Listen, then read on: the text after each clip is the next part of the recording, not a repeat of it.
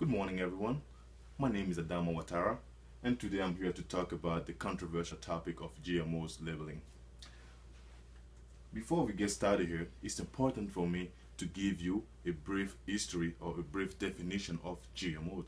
So, what is GMO?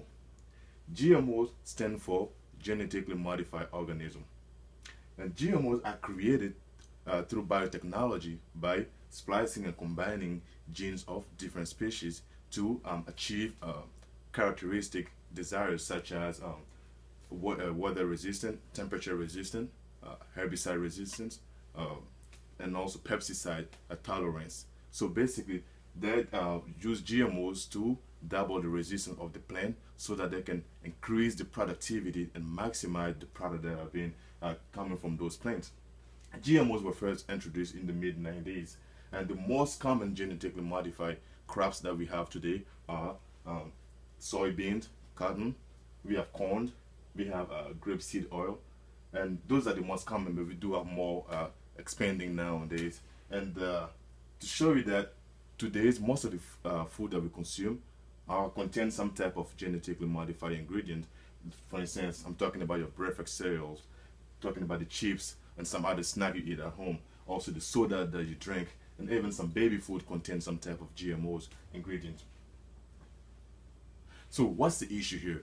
The issue here is that the rapid growth of GMOs development came with some serious negative effect.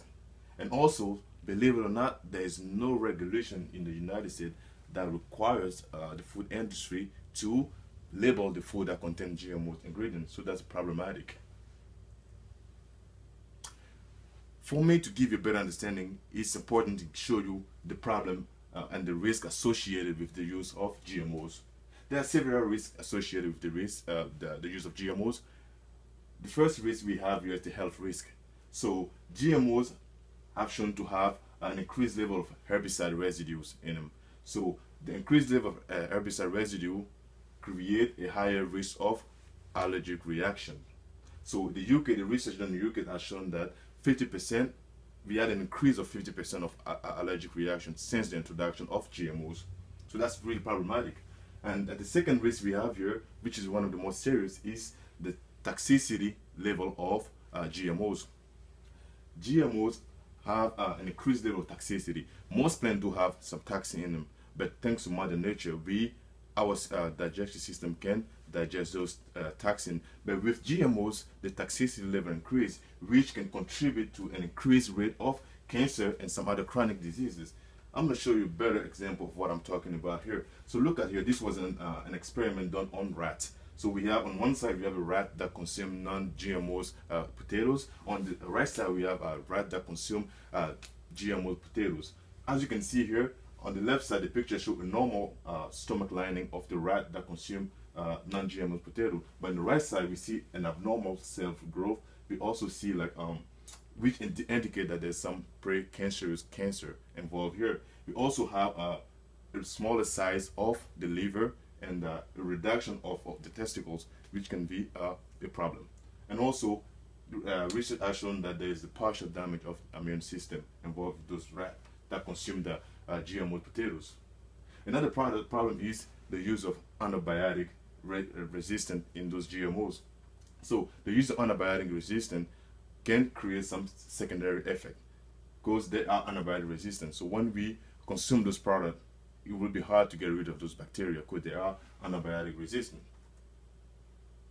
It's not just the health problem involved here. We also have some environmental problem and also the violation of the consumer protection law, because the aftermath of the use of GMOs have shown that we have the creation of superweed and superbugs.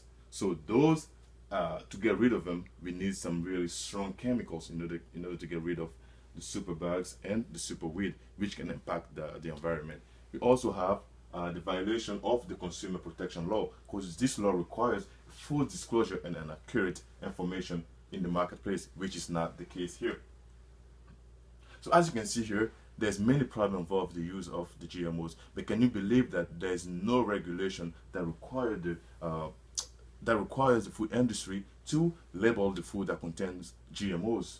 So over 60 countries already have strict regulation, including Japan, all countries in the US, in Europe, I mean, and also in Australia, they have strict restriction on GMOs labels, but not in the US. So it's our right to know whether we are consuming GMOs or not. So I think it's important for us to educate ourselves, talk to everyone, to your classmate, the teacher, and everyone, church, share, spread the word, so that we need regulation to enact laws that would require the industry to label the food containing GMOs ingredient. To do that, we can use social media. I know most of us use Facebook, Twitter. We can spread the word through Twitter and Facebook and all that, and let them know that we have a strong desire to enact laws that will require the food industry to label this product.